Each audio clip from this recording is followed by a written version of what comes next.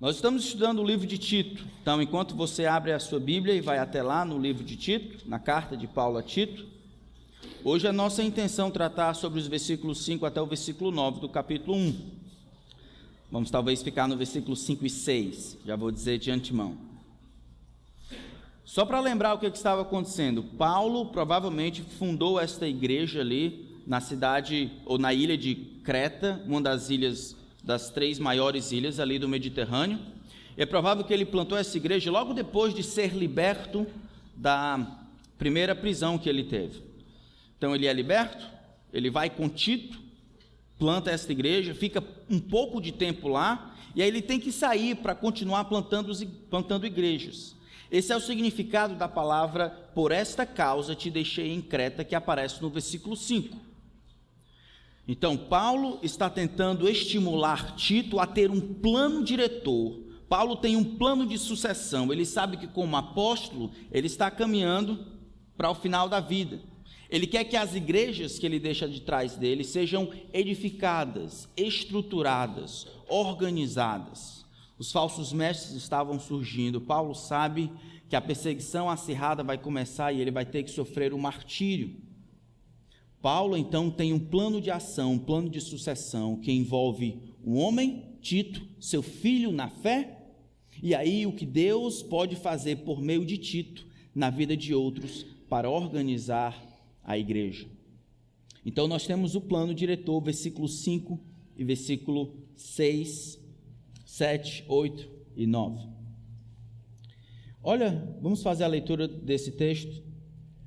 Por esta causa, Tito capítulo 1, versículo 5 diz: "Por esta causa te deixei em Creta, para que pusesses em ordem as coisas restantes, bem como em cada cidade, constituísses presbíteros, conforme te prescrevi. Alguém que seja irrepreensível, marido de uma só mulher, que tenha filhos crentes, que não são acusados de dissolução, nem são subordinados. Porque é indispensável que o bispo seja irrepreensível como despenseiro de Deus, não arrogante, não irracível, não dado ao vinho, nem violento, nem cobiçoso de torpe ganância, antes hospitaleiro, amigo do bem, sóbrio, justo, piedoso, que tenha domínio de si, apegado à palavra fiel, que é segundo a doutrina, de modo que tenha poder tanto para exortar pelo reto ensino, como para convencer os que o contradizem." Não muito tempo atrás eu ouvi a história, um amigo meu contando que havia planejado numa viagem missionária ir para o Egito, para trabalhar com os muçulmanos lá do Egito. Então foi logo em 2003, então teve aquele problema da explosão na embaixada lá da Bélgica e coisas assim. Ele teve que ir para outro canto. Então a agência missionária deslocou esta equipe de jovens do Egito e levaram ele para a Sibéria, lá no Dudinka, lá onde as pessoas testam as armas nucleares, lá na Rússia, longe que só. Chegando lá, esses irmãos, eles iam passar 2 semanas trabalhando com os universitários, ensinando inglês, com a oportunidade talvez de compartilhar o evangelho com aqueles irmãos. Chegando lá, então, eles conhecem, vou chamar de Dr. T, um homem que era bem sucedido nos Estados Unidos e havia deixado a medicina para ser um missionário, plantador de igrejas na região da Sibéria, da Dudinka, fazendo uso da medicina para tentar abençoar as pessoas lá e assim plantar igrejas. Naquele semestre, aquele médico, missionário, plantador de igrejas, ele estava ensinando uma determinada matéria. E um dos alunos discordou da nota final. Então ele veio para o professor, o cristão, o Dr. T, e disse: "Olha, eu não concordo com a sua nota final." Ele disse: "Olha, me desculpe, você fez por merecer, você não fez como deveria fazer, desculpe, mas essa é a nota final." Não essa é a nota final. O homem disse: "Desculpa, eu não vou poder mudar." O homem disse: "Você tem certeza?" "Tenho certeza." Então o homem foi e destruiu o carro do médico, do missionário. Depois ameaçou ele por telefone dizendo: "Olha, se essa é a nota final, desculpe, mas você vai ter que pagar com a própria vida." Aquilo deu um rebuliço ali na Sibéria. A CIA teve que intervir Esses irmãos que estavam com esse missionário receberam uma ligação anônima de noite dizendo: olha, vocês têm que fugir rapidamente. A CIA então manda o serviço secreto para deslocar esses irmãos de volta para os Estados Unidos. E enquanto esses irmãos estão lá, esses jovens estão lá, pensando: o que nós vamos fazer? As pessoas estão nos perseguindo. O líder daqueles jovens teve uma das maiores revelações da sua vida. No canto da sala, ele olhou o missionário, um homem já maduro, dos 60 anos, que chorava e ligava para os seus irmãos, dizendo: olha, eu tenho que partir. A minha vida está em risco, esses irmãos que estão comigo estão em risco, eu sei que vocês precisam de mim, e no momento em que vocês mais precisam, eu não estarei aqui. Enquanto os outros procuravam meios de escapar, talvez levar as coisas que tinham trazido, pensando na sua segurança, o homem no canto pensava no seu povo, nas suas ovelhas. E aquele jovem, então, pela primeira vez na vida, ele foi confrontado com a ideia do que significa ser um pastor. Um pastor não é um homem que toma as decisões na igreja. Os pastores, presbíteros e bispos, termos intercambiáveis que descrevem a função daquele que se propõe como servo da igreja, escravo de Cristo. Ele não recebe este título, este ofício, por causa de poderes miraculosos, ou por inteligência espetacular, ou porque ele é um homem de destaque no mundo e deve refletir o mesmo destaque que ele tem lá fora, aqui dentro da igreja. Um pastor, um presbítero ou um bispo nada mais é do que um homem que tem como consideração primordial a saúde mental e espiritual do seu povo.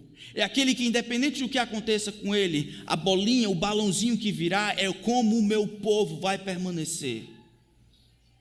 Lembra que quando Jesus, em Mateus capítulo 9, ele olhou a multidão, ele tentou descrever aquela multidão de maneira mais crassa possível, um estado deplorável daquela multidão.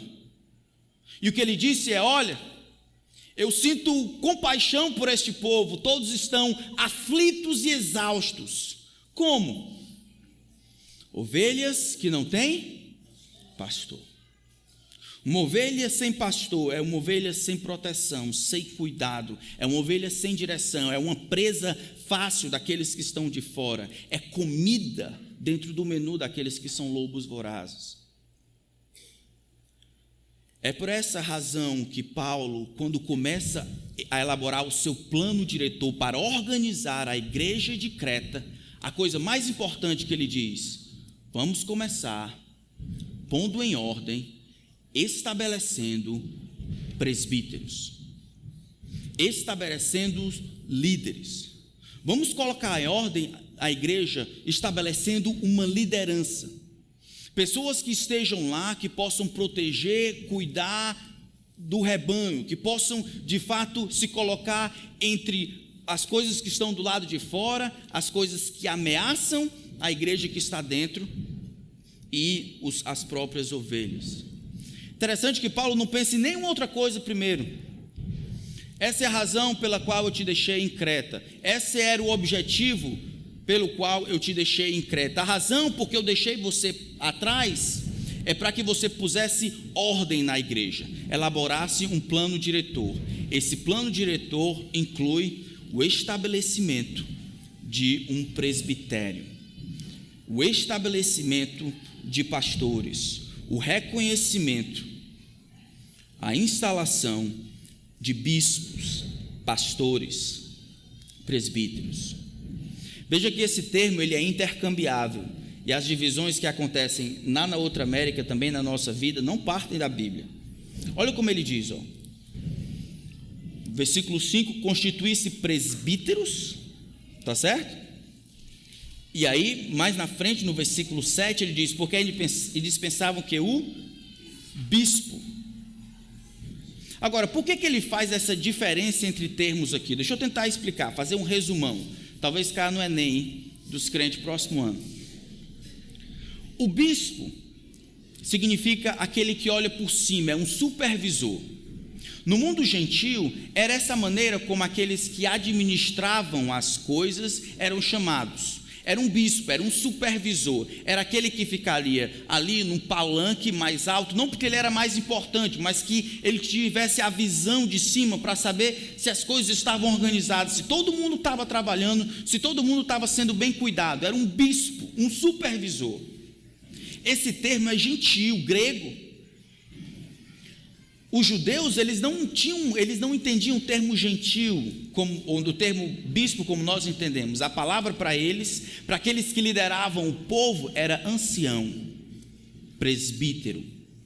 Eram aqueles que, por conta da idade, aqueles que tinham uma cabeça grisalha e branca, esse é o significado no Antigo Testamento. Por conta da idade, eles haviam adquirido o respeito, maturidade e a sabedoria.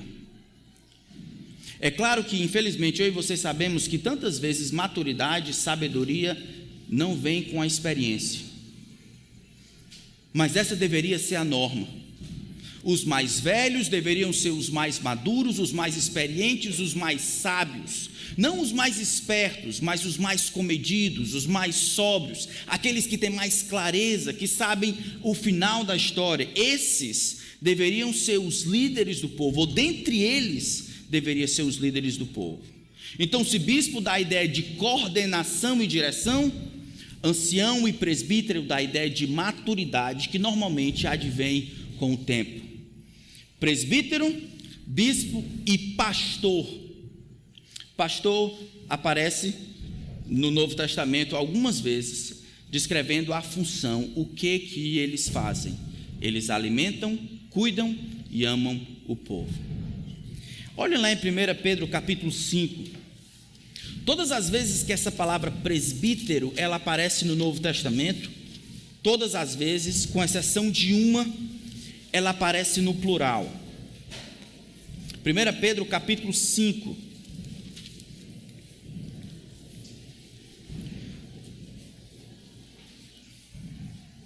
diz: rogo, pois, aos presbíteros que há entre vós, eu, presbítero com ele. Essa é a única ocorrência da palavra presbítero que aparece no singular. Todas as outras ocorrências do Novo Testamento que a palavra presbítero aparece sempre no plural. Acho interessante porque aqui vai descrever qual a função dos presbíteros. Rogo, pois, eu, presbítero que há entre vós, aos presbíteros que há entre vós, eu presbítero com eles, e testemunho dos sofrimentos de Cristo, e ainda co-participante da glória que há de ser revelada. Qual é o mandamento? Pastoreai o rebanho de Deus, ou funcionem como pastor, sirvam como pastores, alimentando, amando, cuidando e protegendo o rebanho de Deus.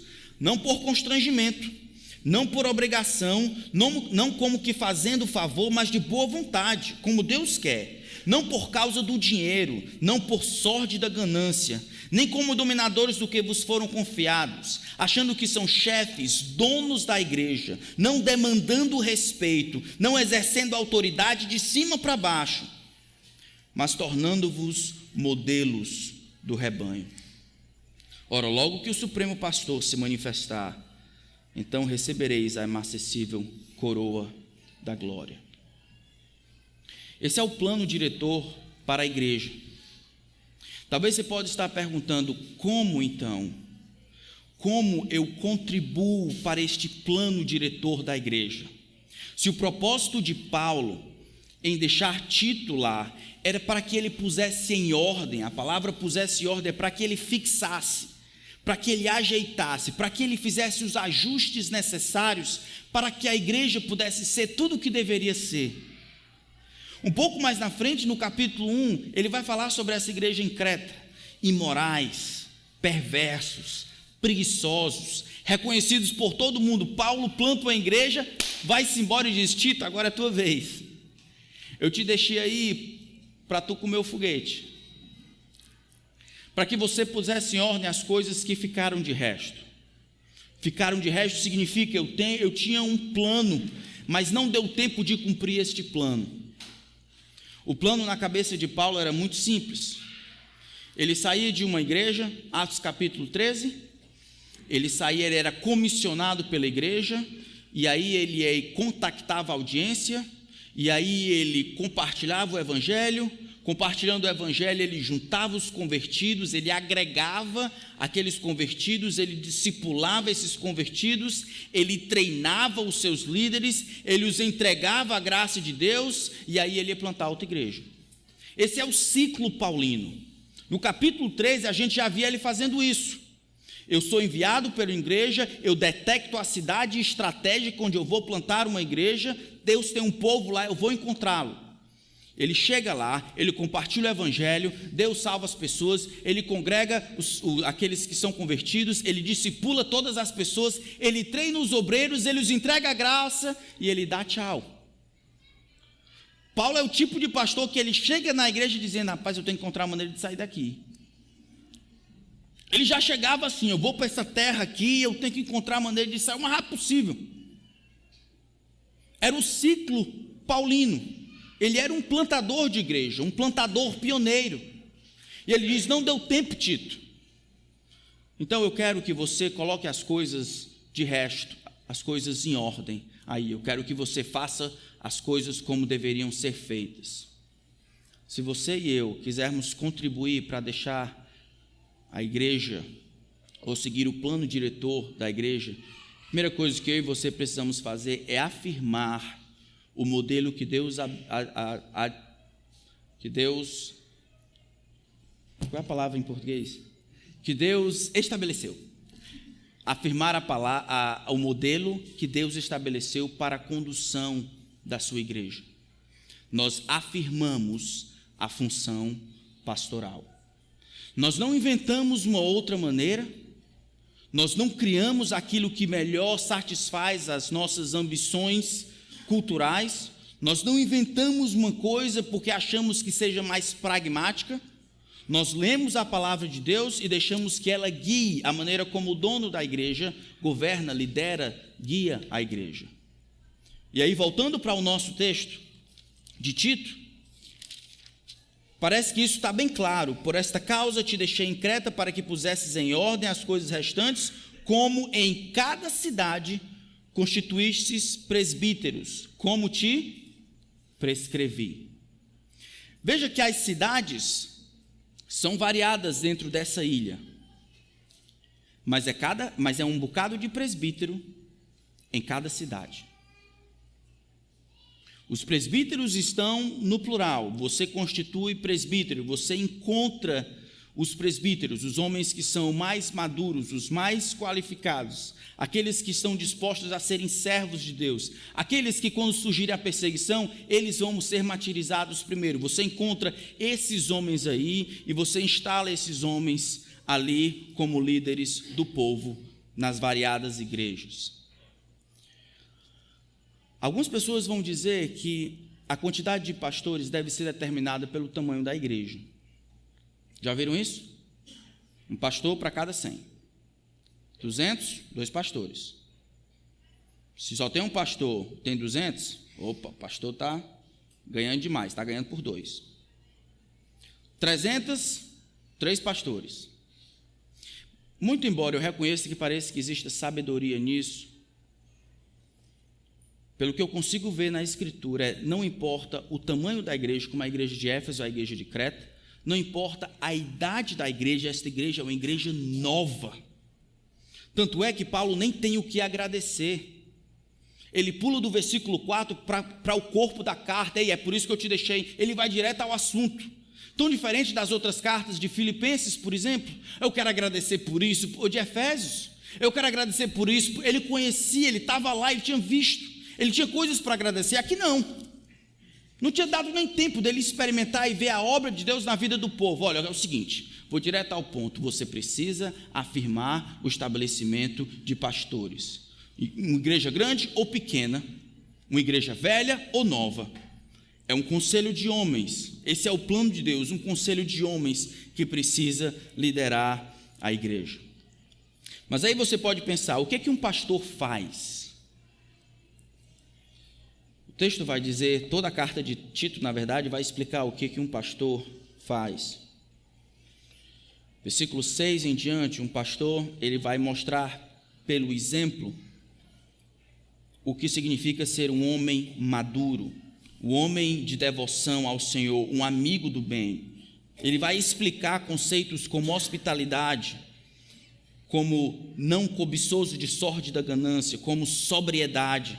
Dentro de uma cultura impregnada de maldade, esses homens vão demonstrar a ação de Deus na vida deles, explicando essas novas características, essas novas qualidades de caráter. Amigo do bem, piedoso, domínio próprio, apegado à palavra fiel. Os homens esses devem ser modelos para isso. Versículo 10 em diante, os pastores, os bispos, os presbíteros, eles também devem calar aqueles que são falsos mestres. Verso 10 diz: há muitos insubordinados, enganadores, pauradores frívolos. Versículo 11, é preciso fazê-los calar. Enquanto ele cuida, lidera, protege e é gentil com o seu povo, os presbíteros, bispos, eles se insurgem contra aqueles que querem fazer das ovelhas presa. Os falsos mestres, os pauradores frívolos, aqueles que têm uma lábia boca, uma lábia bonita, mas é vazio, eles se insurgem protegendo o povo. Tanto atacam o mal, quanto defendem o bem. Capítulo 2 em diante, eles vão pregar, explicar a sã doutrina. Versículo 7, torna-te pessoalmente padrão das boas obras. No ensino, mostra integridade e reverência. Esse pessoal tinha se convertido aqui há pouco tempo. Quem é que vai dizer para eles o que é verdade e erro? Tito vai treinar um grupo de homens para que eles ensinem ao povo, para que eles discipulem ao povo, para que eles expliquem a verdade. É assim, ó. O conteúdo da verdade é assim. Enquanto eles se mostram o modelo do rebanho, eles explicam o que é a verdade, protegendo a sã doutrina. Versículo 11 em diante, eles devem estimular as pessoas a reconhecer que tudo está ancorado na graça de Deus. Versículo 15, é responsabilidade também dos presbíteros exortar, repreender com toda a autoridade, não deles, autoridade que vem da palavra de Deus, dada pelo próprio Deus. Uma das funções dos presbíteros é colocar você na parede e em amor dizer: ei, vamos ou não vamos? Irmã, isso que está fazendo está errado. É o que Deus diz. No mundo hoje em dia, em que deve se tolerar todas as coisas e que é quase proibido proibir, de novo, a Bíblia descreve que como função fundamental dos presbíteros é exortar, repreender com toda a autoridade e evitar que as pessoas os desprezem. Capítulo 3, mais adiante, versículo 8. É necessário fazer a afirmação, ou falar, explicar confiantemente e ensinar o povo a serem solícitos na prática de boas obras. Veja que os líderes, então, os presbíteros, eles têm essa responsabilidade gigantesca de modelar o que é a verdade, de explicar para vocês o que fazer, como fazer e dizer: é assim que devemos fazer, de lutar pelo bem de vocês e proteger vocês do mal do lado de fora, de carregar os seus nomes em seu peito e levar diante de Deus enquanto ora. A função de presbítero é uma função estabelecida pelo próprio Deus. Sabe por quê? Porque eu e você precisamos de pastores. E aí você pode pensar: mas pastor, eu acho que eu consigo dar conta sozinho, Se essa é a função de Deus, irmão, se esse é o plano diretor de Deus, você ajuda, você contribui para colocar a igreja em ordem quando você aceita, confirma, promove a função de pastores na igreja. E aí você se coloca numa posição de ser pastoreado. Você entende que esse é o plano de Deus. E aí você aparece, se junta, se liga a esses homens que Deus estabeleceu para ajudar você. Você não olha esses homens como sendo perfeitos, eles não são, pelo menos esse aqui que vos fala. Mas eles de alguma forma se tornaram pastores, não por desejo particular ou por sorte da ganância, do contrário, não deveriam ser, mas porque Deus, trabalhando na vida deles, os levou até esse momento. É o plano de Deus para abençoar a sua igreja. E se nós não entendermos assim, nós vamos fazer aquela vamos tomar aquela filosofia do contra.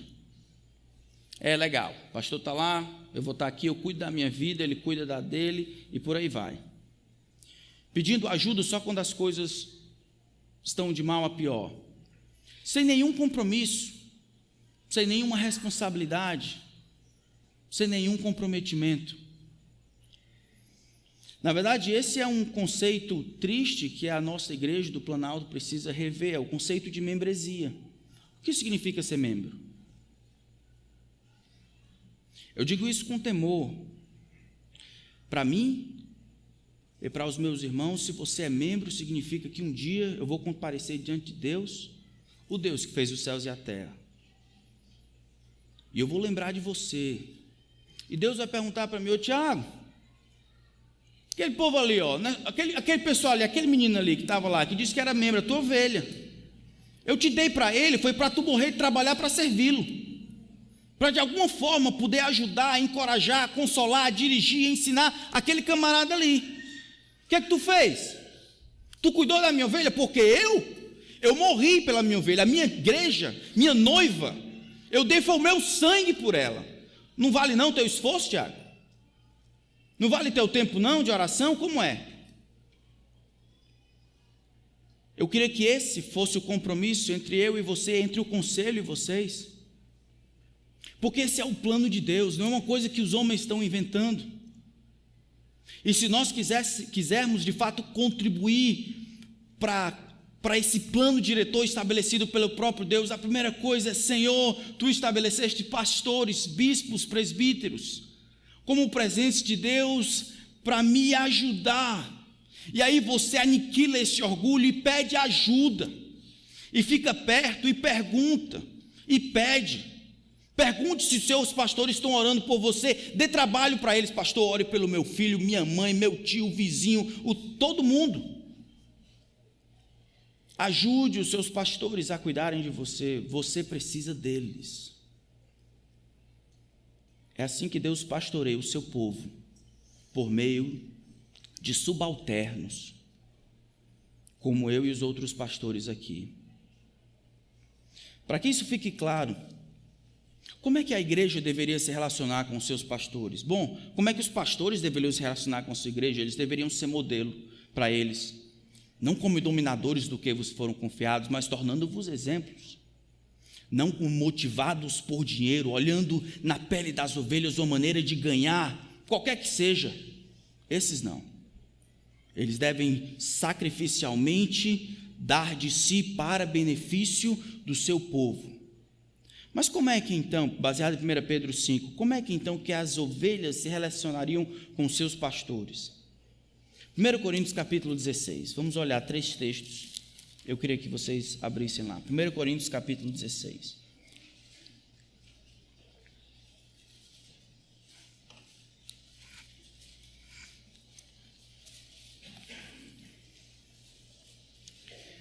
Coríntios 16, versículo 15, diz assim: agora, irmãos, eu vos peço o seguinte: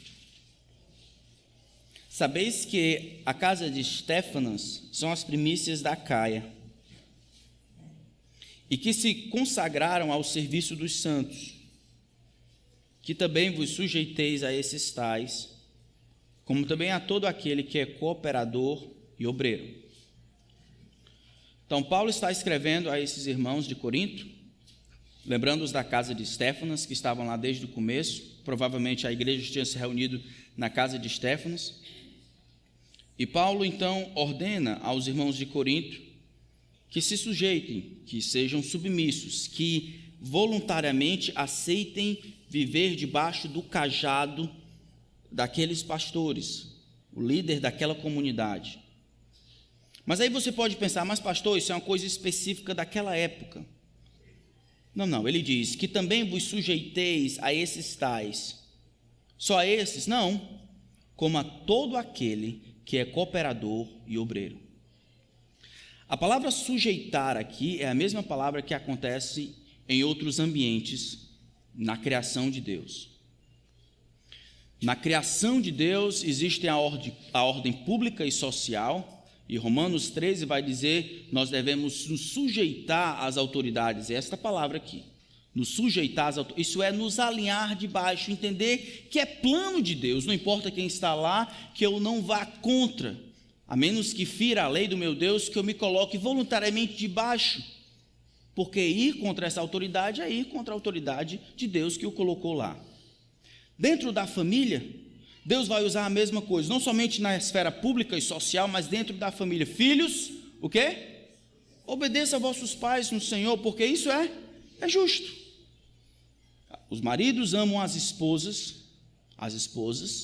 sede submissas ao vosso próprio marido. Nada a ver com o valor das esposas, mas a ver com a função dentro da família. Um vai liderar, para não ser um bicho de dois cabeças, enquanto outro vai seguir, apoiar e ajudar. É a mesma palavra que acontece lá.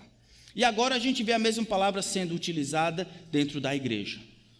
Na esfera pública, o governo, na família e aí na igreja. Deus é um Deus de ordem. E aí ele conclama as ovelhas, então, a compreendendo a função que Deus estabeleceu para aquele grupo de homens piedosos, que eles voluntariamente se coloquem sobre a liderança desses homens. 1 Coríntios capítulo 5. Mas não é só uma submissão crua.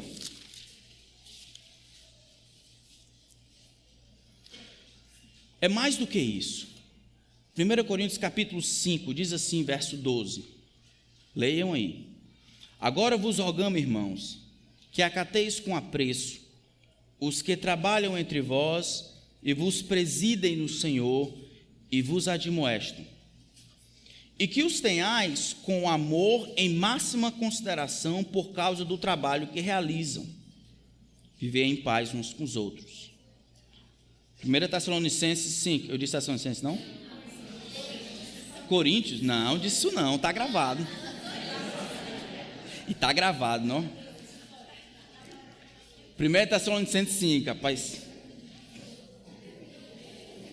Johnny, depois tem que editar, viu? 1 Tessalonicenses 5, 12. Agora, irmãos, nós rogamos a vocês que acateis com apreço, isso é, não é só submissão, é carinho aqui, é apreço. Mas por quê? Os que trabalham entre vós, eles estão servindo vocês, eles estão aqui para trabalhar para vocês. Qual o trabalho que eles fazem? Eles presidem vocês no Senhor, eles lideram, eles exortam, eles ajudam, eles confortam, eles corrigem, eles modelam e eles vos admoestam. Mas tem mais. E que os tenhais com amor em máxima consideração, por causa do trabalho que realizam. Então, se 1 Coríntios capítulo 16, a responsabilidade era se colocar numa posição de ser liderado, aqui o mandamento é um pouco maior. Nós que somos cristãos, assim como o pai, ele não deseja que o seu filho obedeça simplesmente pelo fato de obedecer, ele quer ganhar o coração do filho, ele gostaria que o filho compreendesse a razão pela qual o pai está ordenando aquilo. Filho, não bote a mão no fogo, você vai, sei lá, se queimar. Meu filho, não coma isso, você vai ficar doente. Que a compreensão da razão pela qual a proibição existe ajudasse o filho a passar da etapa de obedecer por obedecer, papai está mandando e ponto final, para entender, meu pai me ama, meu pai está dizendo isso, é para o meu bem. Esta ordem não é a ordem de um ditador, de um homem que exerce a autoridade de cima para baixo, é um homem que compreende algumas coisas mais do que eu e está lá para me ajudar. Não faça assim. Aqueles que fazem isso deveriam ser recebidos, tratados pela igreja com máxima consideração por causa do trabalho que realizam. Hebreus capítulo 13. Hebreus 13.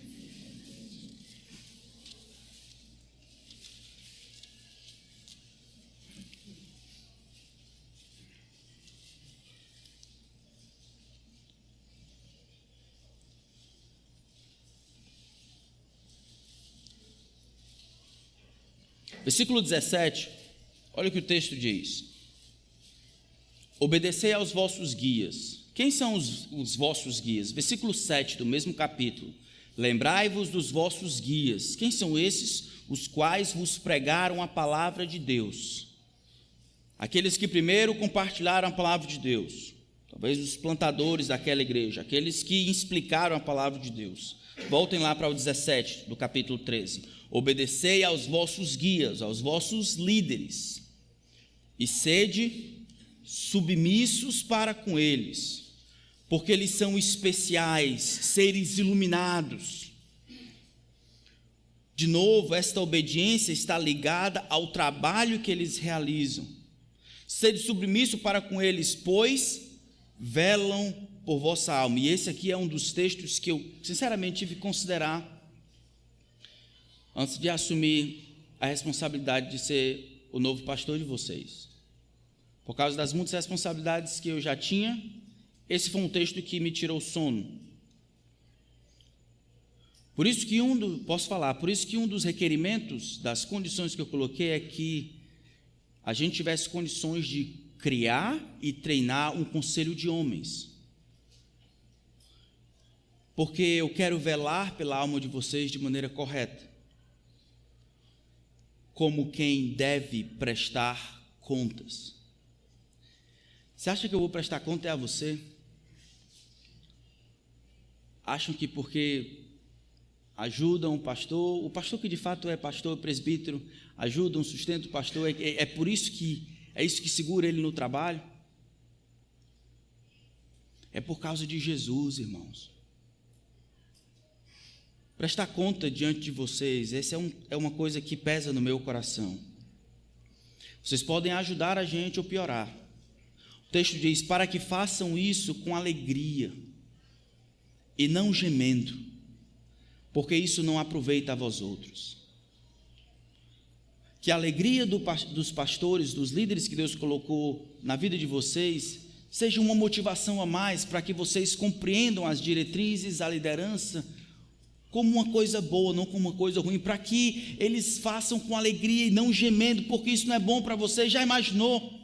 Irmãos, vamos orar hoje pelo irmão, deixa eu pegar alguém aqui para brincar, vamos orar aqui pelo irmão Iguinho, de novo, e aí no próximo domingo a gente ora por ele de novo, é a mesma coisa, no próximo domingo de novo, vamos orar por ele precisa muito de Jesus, vamos continuar orando, e no próximo de novo, entendendo que ele não está correspondendo ao que Deus deseja para ele, a todo o trabalho, a ajuda, o esforço que esses pastores estão fazendo para tentar ajudar esse camarada. E aí agora o tratamento que deveria ser só difícil, agora é intragável, e aquela atividade de oração se torna um peso, e agora ter que falar com aquele irmão, depois de 200 vezes, agora é um peso, de dizer o beabá, não é assim, por favor, creia que isso não é a vontade de Deus, obedeça ao que Deus diz, e aquele processo de caminhar com Ele, sem ver Ele produzindo nenhum resultado, vai fazer com que a atividade pastoral, que deveria ser uma alegria, seja feita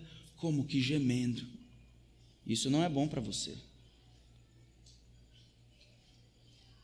É assim que as igrejas deveriam se relacionar com os seus líderes, os pastores, presbíteros e bispos que Deus colocou para vocês. Esses homens são pecadores salvos pela graça de Deus.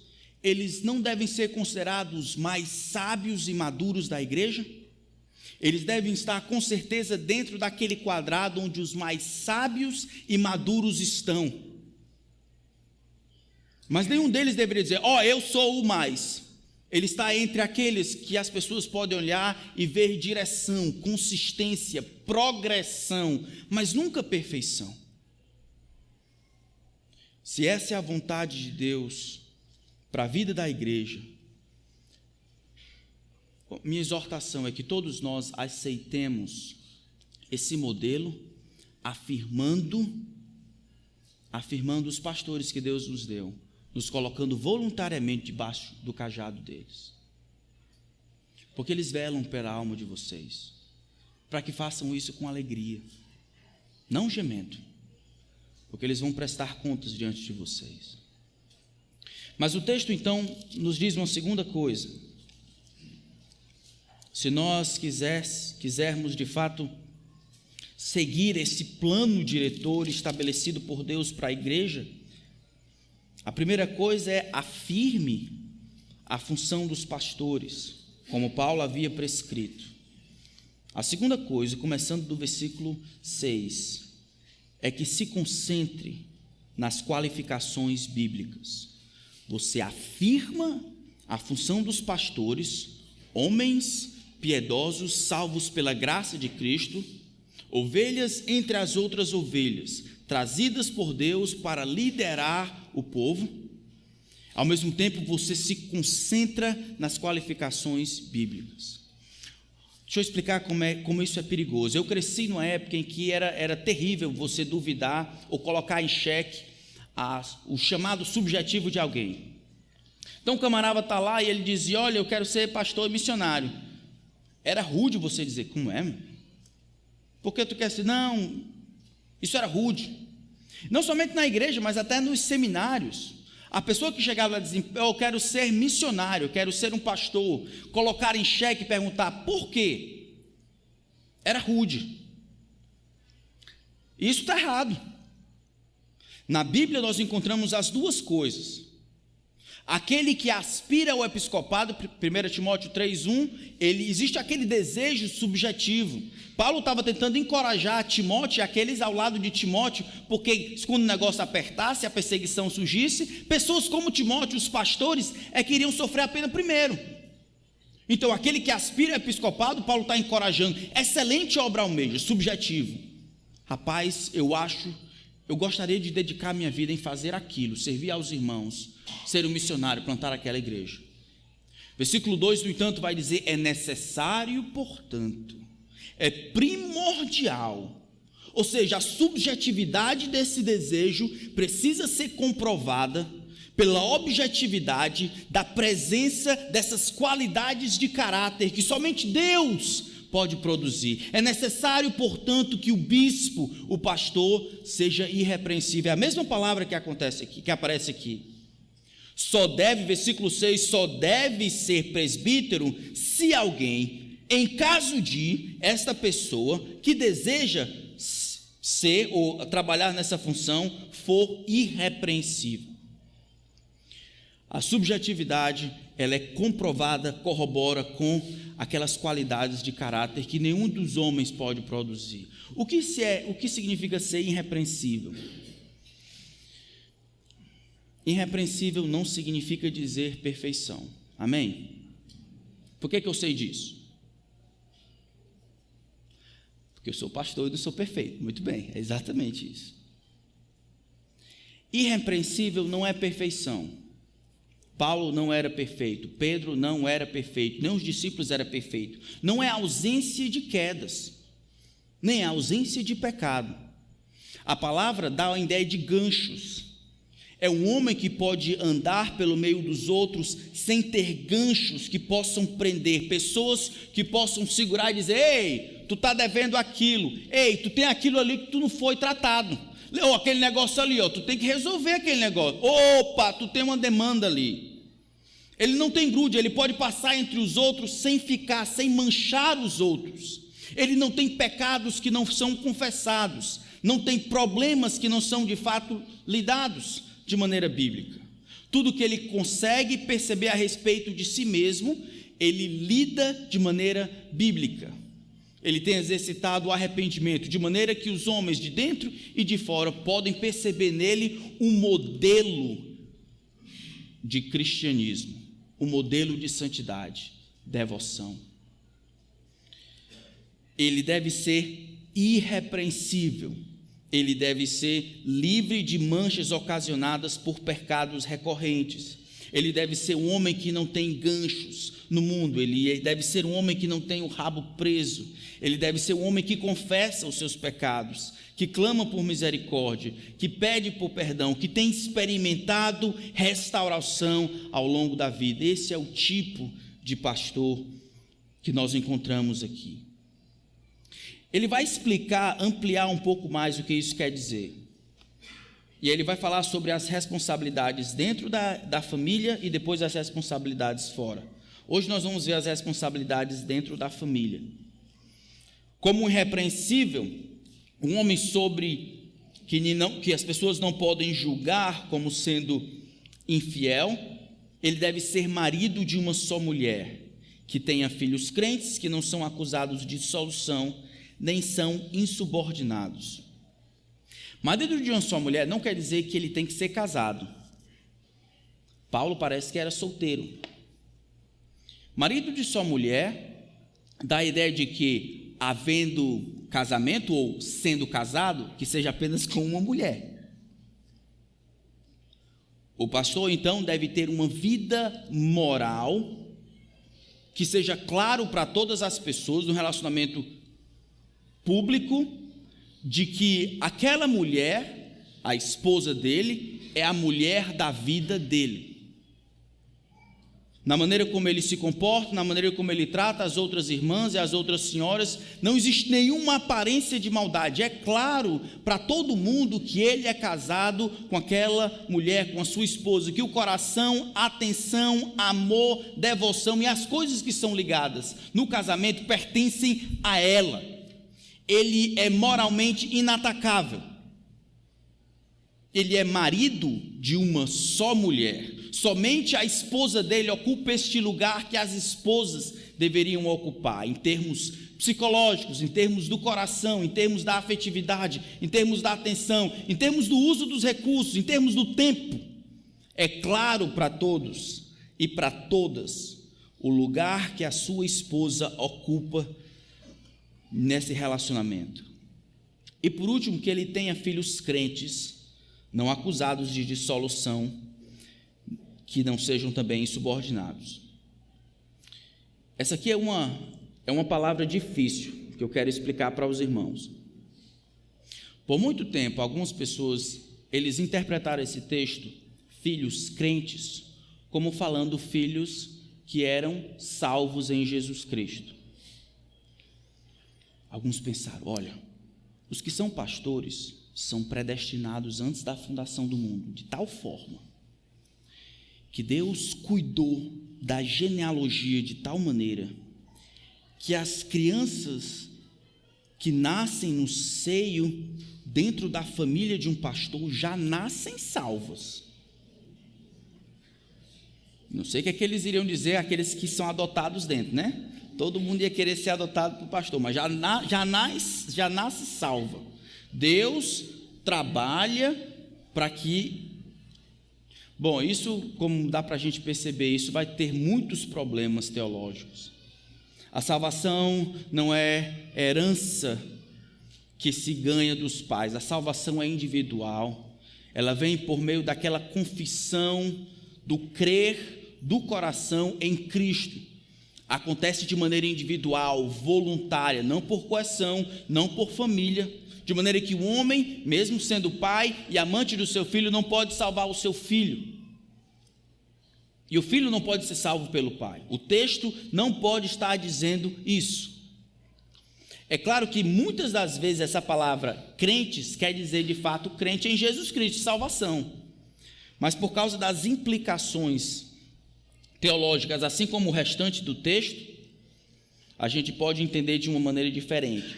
Filhos crentes podem ser traduzidos como filhos fiéis, filhos que respeitam a sua função dentro da hierarquia da família. É claro que aqui Paulo ele está tentando ajudar a igreja e Tito a encontrar os pastores fiéis. Aqui o julgamento não é ao filho, mas ao pai. O que Paulo deseja que Tito encontre é homens que exercem a sua autoridade e a sua paternidade de maneira correta, não os filhos que não prestam. Tem filho que não presta. Isaías capítulo 1, por exemplo, vai dizer, Deus dizendo de Israel, eu criei filhos e os sustentei, mas eles estão revoltados contra mim. Quem foi melhor pai do que Deus? Mas está aí o exemplo, Deus criando, cuidando, protegendo Israel, e Israel não respondendo da maneira como deveria. Aqui, a qualificação não é para o filho, mas para o pai. O homem que vai exercer autoridade na igreja, liderando e cuidando da igreja, ele precisa mostrar para todas as pessoas que ele tem condições de ser homem e macho dentro de casa, mantendo os seus filhos em disciplina com todo respeito, educando, confortando, consolando, exortando, disciplinando, reagindo ao pecado dos filhos. Então, ter filhos fiéis não é filho que não sua ou não corre dentro da igreja, não. Não é isso. Filhos fiéis não é filho que não sobe no banco, não é no filho que não tenta matar passarinho, não é isso aí. Os filhos dos pastores são pecadores como todos os outros. Amém? Amém. Mas os pais, principalmente o marido e o pai, naquilo que compete a ele, não em mudar o coração do filho, mas em responder e reagir com a autoridade que Deus deu ao pecado do filho, ele fará.